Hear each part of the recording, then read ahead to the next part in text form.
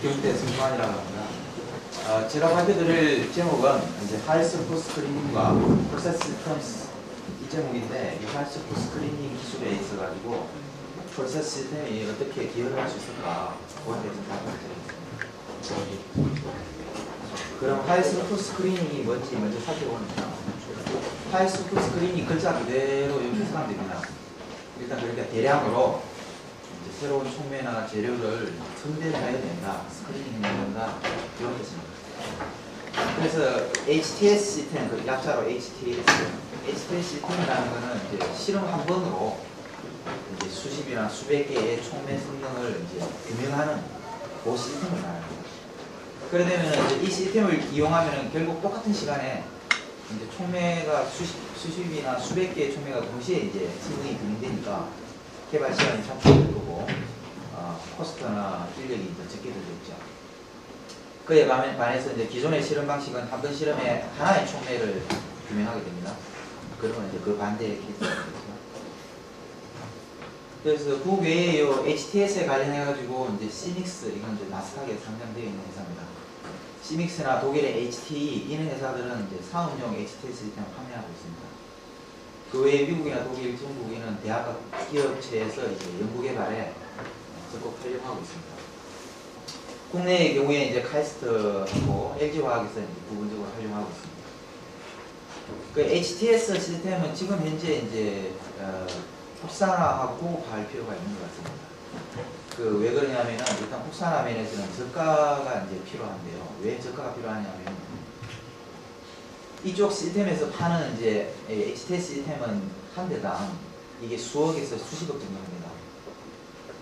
그런데 이제 문제가 요거 하나만 이제 하면은 모든 게 해결되면 문제가 없는데, 반응에 따라서 또 HTS 시스템이 또 달라져야 되는 경우가 있습니다.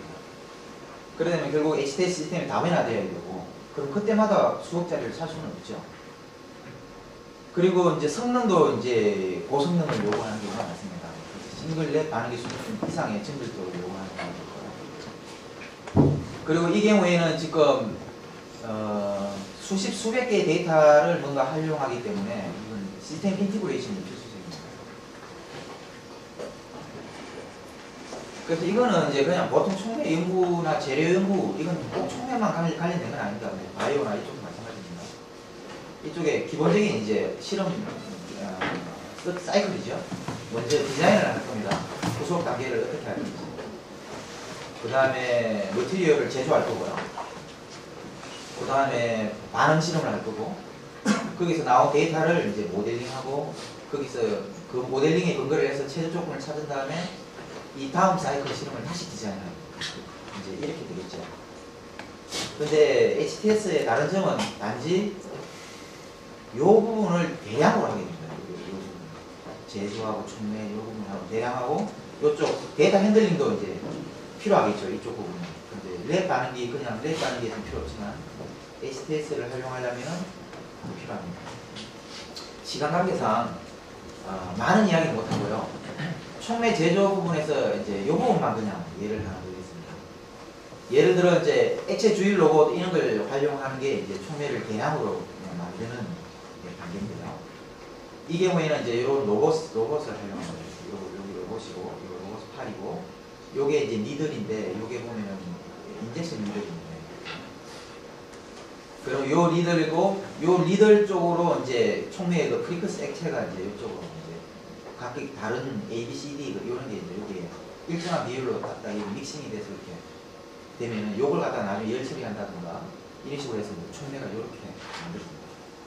물론 이 모든 거는 이제 사람이 손으로 다 할 수는 없죠. 그러면 이제 컴퓨터에서 메뉴나 입력하고 나면 자기가 알아서 하겠죠. 그러면은 금방 말씀드린 그걸 이제 예를 들면요. 그 얘는 이제 결국 이제 요런 모듈로 이제 구성이 될 겁니다. 먼저 위치 제어를 하기 위해서는 이제 로봇이 필요하고요. 이건 굉장히 정밀해야 되겠죠. 그 다음에 주입 모듈이 필요할 겁니다. 촉매 프리커스가 요게 이제 어떤 라인을 통해서 요쪽 부분인가요? 여기 리저브에서 얼마큼 뽑아가지고 이쪽으로 넣어줍니다. 그러려면은 그 주입 모듈이 또 필요하겠죠. 그 주입 모듈은 이제 솔노이드 밸브 온오프 타임을 조정한다든가, 혹은 여기에 실린지 펌프를 쓴다든가, 그리고 이제 프리커스를 저장하는 어떤 리저버 그런 게 필요합니다. 그리고 이 상태에서 이제 주입 모듈의 정밀도는 마이크로 단위의 이제 정확한 유량 제어가 필요합니다. 다음으로 모듈이 필요한 게 이제 총매 합성 모듈인데요. 이건 제목이 좀 이상한데 이건 제가 만든 거라서. 요건 뭐냐면은 그 프리커스를 요 주입 모듈을 통해서 주입을 해가지고 그 어떤 바틀이 있을 겁니다. 그러면 뭐 플라스크라면 플라스크, 그 플라스크에 이제 일정한 양식 A, B, C, D가 이렇게 일정한 비율로 섞이게 됩니다. 그 부분입니다. 그러니까 그 부분들이 이제 수십 개, 수백 개가 되겠죠. 그 부분을 이제 핫플레이트나 이런 걸로 이제 온도 제어를 하게 되고요. 그래 되면은 요 총매 바틀이 균일해야 되겠죠. 각기 다 다르면은 다른 총매가 뭐 일정한 정밀도의 총매가 만들어지겠죠. 그리고 이제 요것이 합성이 되고 나면은 요 총매가 만들어지고 나면은 여기 만들어지는 건 아닌데 요 총매가 이제 프리커스들이 일정한 비율로 섞이고 나면 요게 다시 이베포레이션을 통해서 이제 총매 이베포레이션하고 열 처리를 통해서 총매가 만들어집니다. 그러면 요 모든 모듈들이 다 이제 시스템 통합이 돼야 되겠죠. 인티그레이션이 돼야 되는 거고 완전히 무인화가 돼야 되는 거예요. 그리고 요런 부분들이 다 이제 인티그레이션 될 수 있도록 모듈들이 만들어져야 됩니다. 그래서 이 부분의 공정 시스템은 이제 요런 일에 아주 이제 적합할 것 같습니다. 일단 주입 로봇인데요. 로봇이 보면은 사실 이제 상용으로 파는 로봇이 많은데 이게 이제 용량이나 정확도, 그 다음에 운전에 시스템 인티그레이션에 알맞도록 제작된 게 아닐 수도 있거든요. 그래서 이제 그런 로봇은 이제 상용 로봇을 원하는 공정에 사용 못하는 경우가 있습니다. 그래서 요거 자체를 제작해야 되는 부분도 있고요. 그리고 상용 로봇 중에 이제 교반이 아주 안 좋은 로봇들도 있습니다. 교반. 그래서 교반이 정확하게 될 필요도 있고. 그 다음에 액체 반응물이 이게 이제 모든 경로가 가열되어야 되는 경우가 있습니다. 가열이 안 되고 만약에 상온에서 프리커스를 이렇게 섞다 보면은 추출이라고 하죠. 그건 뭐라고 그러죠? 그러니까 뭔가 이제 침전이 되는 경우가 있습니다. 그런 부분들도 있고. 그리고 시스템 통합이 이루어져야 됩니다. 그러니까 이 모든 부분들이 로봇이나 주입 이런 게 다 되더라도 그 후속 단계가 이제 필터링을 한다든가 캘시네이션을 한다든가 이런 작업들이 있어야 총매가 완제품이 만들어지거든요. 근데 이런 게 연속성이 있어야 되죠. 근데 이제 상용으로 되는 거는 이제 이런 연속성까지는 우리가 원하는 대로 안 되는 경우가 많습니다. 그래서 이런 걸 통해서 완전 자동화가 이루어집니다. 그리고 이제 총매 제조에서 이제 한 가지 예를 들어드렸고요. 그 총매 반응에 대해서도 이제 몇 가지만 예를 들어드리겠습니다. 그러니까 대량으로 총매를 만들고 나면 이제 총매 그 대량으로 만든 걸 갖다 반응기에 집어넣고 반응을 자동으로 시켜야 되겠죠. 그 반응에 대해서 이제 두 가지 이제 용어가 있는데요. 프라이머리 스크리닝이라는 거는 하루 동안 수백 개의 총매를 이제 총매 성능을 규명하는 겁니다. 그러려면은 하루 동안 수백 개니까 이거는 이제 뭐냐면 정성적인 분석이 되겠죠. 하루 동안 수십 개에 비한 거하고 수백 개는 분석하는데 시간이 제약 조건이 있으니까 뭔가 분석 툴이 정성적인 분석을 합니다. 그리고 총매 그램도 이제 수백 개를 하려니까 이제 총매 그 양이 작아야 되고요. 그리고 이것은 디스커버리 용입니다. 그러니까 액티브한 총매를 발견만 하는 겁니다. 그 일단 프라이머리 스크린에서 발견하고 나면은 그걸 이제 그 중에서 또 이제 최종 오티마이제이션에서 가장 좋은 걸 찾아냅니다. 이거는 이제 스루프 개수가 이제 수십 개만 되고, 이건 정량 분석을 정확하게 해야 되겠죠. GC나 이런 게 쓰는 거고. 총매 양도 좀 많고요. 그 요것도 이제 예를 몇 가지만 들어드리겠습니다. 세컨드리 스크리닝용은 보통 이제 백열 반응기 패러렐 리액터입니다. 이게 이제 요거는 뭐냐면은 요게 이제 하나의 예인데요. 요거는 독일의 어떤 교수님이 나왔는데 여기에 이제 NFC나 실린지 펌프를 이용해서 플로우가 여기 토탈 플로우가 들어옵니다. 그럼 요게 디퓨저 플레이트를 통해서 N개로 정확하게 분배가 됩니다. 그러면 여기가 총매입니다. 여기에. 그러면 여기 총매 반응을 일으키고, 그러면 총매 반응된 결과가 여기 다시 이제 캐필러리로 나가게 됩니다. 그럼 이 캐필러리가 다 어디에 연결되냐면 멀티포트 밸브에 연결됩니다. 멀티포트 밸브가 이제 컴퓨터 컨트롤 돼가지고 하나는 GC로 보내고 하나는 예를 들어 벤트 아웃 시킵니다. 그렇게 하면은 이제 한 번으로 쭉 이렇게 통과되면서 이제 N 개의 총매 반응이 일어나게 되는 거죠.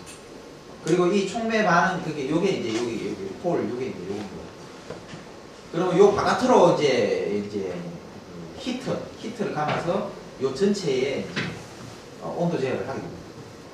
그래 되면 이제 이런 경우에는 이제 온도 분포가 안 좋겠죠. 아무래도 바깥쪽만 이제 컨트롤 하는 거예요. 그러면은 이제 온도 분포가 좀 안 좋고, 그다음 제어 성능이 안 좋습니다. 그래서 여기에 핵심은 요 한 스트림이 들어와서 N개로 정확하게 나눠지는 요게 핵심입니다. 그럼 요 N개로 어떻게 정확하게 나눌 거냐. 예를 들어 총매 여기가 하나는 채워져 있고 하나는 총매를 조금밖에 안 채웠다. 그러면 프레셔 드랍이 다르지 않습니까? 프레셔 드랍이 다른데도 불구하고 동일하게 분배가 돼야 되겠죠. 그러려면은 이쪽 프레셔 드랍에 비해서 이쪽 프레셔 드랍을 도미넌트하게 만들면 됩니다. 그러면 도미넌트하게 만들려면 이게 굉장히 정밀하게 가공하되 아주 미세 가공으로 하면은 이쪽에 프레셔 드랍만 일정하면은 이쪽 프레셔 드랍은 무시할 수 있겠죠. 그래서 이것의 모듈은 첫 번째 반응가스를 만드는 모듈 MFC하고 액체 반응물을 위해서 실린지 펌프라든가, 그 다음에 이 액체 반응물을 기화시키기 위한 라이니트 오븐 등이 사용되게 됩니다. 그러면 토탈 플로우가 이제 토탈 리액턴트가 리액턴트 스트림이 만들어지고요. 그게 이제 가스 공부의 모듈에 의해서 N개로 나누어집니다. 이때 이제 모생안을 쓰죠. 모생안을 쓰는 이유는 프레셔 드랍을 여기에서 도미넌트하게 걸기 위함. 그럼 이렇게 균등 분배가 되고 요 N 채널마다 이제 총매가 들어가 있고, 거기가 총매를 다시 인디펜던트하게 컨트롤을 하려면 템퍼처를 N개의 히트가 필요하고 N개의 온도 제어가 필요합니다. 그래서 이렇게 총매 반응을 시킨 다음에 이제 분석 모듈로 갑니다. 분석 모듈로 갈 때는 멀티폴트 밸브에 의해서 채널 하나를 원하는 채널 하나를 셀렉션해서 GC로 보내서 분석하고 나머지는 벤트아웃 시키고 아니면 뭐 메스를 보낸다든가 이렇게 해가지고 분석합니다. 그리고 이 모든 모듈들은 이제 운전 자동화 모듈에서 통합 관리가 되어야 됩니다. 그러니까 이게 워낙 데이터가 많기 때문에 컨트롤 해야 되는 것도 많고요. 그래서 시스템 인티그레이션이 필요하고 GUI나 데이터 처리 루틴들이 필요합니다. 그래서 이건 당연히 이제 무인화가 돼야 됩니다. 그 프라이머리 스크리닝으로 예를 들면 이제 앞에 예를 들은 거는 세컨더리 스크리닝이고요. 그거는 이제 49개를 한 번에 하는 거였죠. 이거는 이제 수백 개를 한꺼번에 할 수 있습니다. 예를 들어 요는 기판 위에 총매를 이렇게 로드를 쫙 배열을 시킵니다. 배열을 시키고 여기가 IR 카메라고요. 요 밑에 요게 이제 요겁니다. 그 요 안에 요걸 갖다 여기 집어넣습니다. 그러고 나서 여기 리액턴트를 집어넣고 여기 히팅을 하면은 여기서 이제 반응이 일어납니다. 총매 반응이. 근데 이 총매 반응이 예를 들어 발열 반응이다. 그러면 어떤 포인트에 온도가 올라가겠죠. 그러면 디텍트가 됩니다. 그러면 요 총매만 액티브하고 나머지는 쓸데없구나. 이렇게 진단을 하게 됩니다. 그러면 이제 이거는 이제 IR 카메라로 그냥 한번 탁 찍어버리면 되니까 이제 굉장히 분석이 빠르죠. 그러니까 이건 정성 분석이 됩니다. 프라이머리 스크린. 또 다른 예로 이제 메스는 이제 이게 분석 시간이 빠르니까 GC에 비해서 이것도 이제 프라이머리 스크린 쪽에 속합니다. 먼저 반응물이 이렇게 들어와서 요 부분으로 반응물이 들어옵니다. 그리고 요 반응되고 나서 요 나머지는 메스로, 그러니까 요리로 반응물이 들어와서 반응되고 난 걸 이제 메스로 이렇게 보냅니다. 요것은 로고팔이고요.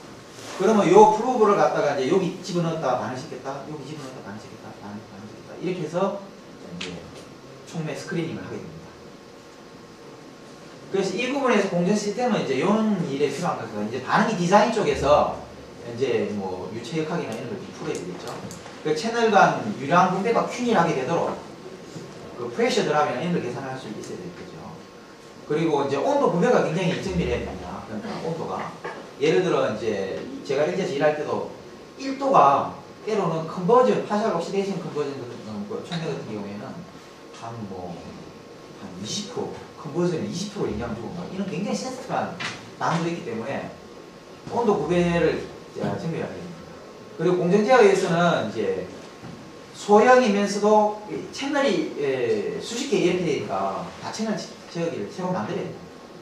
그리고 시스템 인티그레이션 되고 센스 시스템에서 특히 또 중요합니다. 매스 정량이나 이쪽에 체드카 같은 걸 쓸 필요가 있고, 이거는 케미컬 센서 어레이하고 신경회로만해서 소프트 센서들을 만들 필요가 있습니다. 다음으로 데이터가 많이 얻어지면은 이제 데이터 처리를 통해서 총매 성능과 공정 변수 간의 관계식 모델링을 하고 이제 총매 성능을 예측하고 예측되면은 이제 최적의 공정 변수를 결정해서 실험 계획을 다시 하게 됩니다. 이 DOE하고 비슷하죠.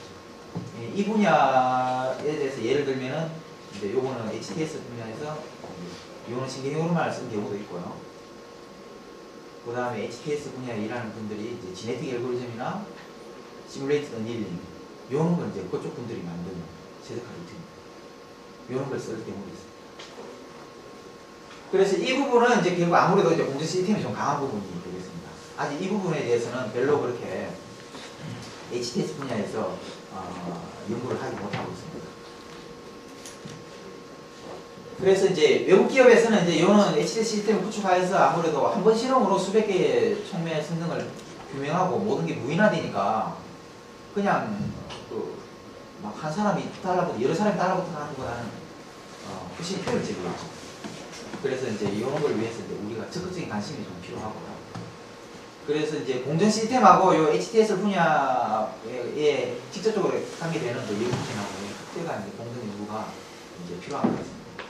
아무래도 요거는 관점의 문제인 것 같습니다. 공정 시스템들은 시스템 하시는 분들 좀 꼬장꼬장하고 좀 시스템 좀 뭐라고 해야 되나 굉장히 좀 뭐라고 해야 되나 좀 체계적인 걸 좋아하고 그러시잖아요. 그 반면에 다른 분들은 좀 무대뽀로 좀 하는 그런 게 좀 있더라고요. 그래서 그런 어떤 성격의 차이 같습니다. 그래서 그 부분이 학제간 연구를 잘하면 좀 이렇게 도움이 많이 될 것 같습니다.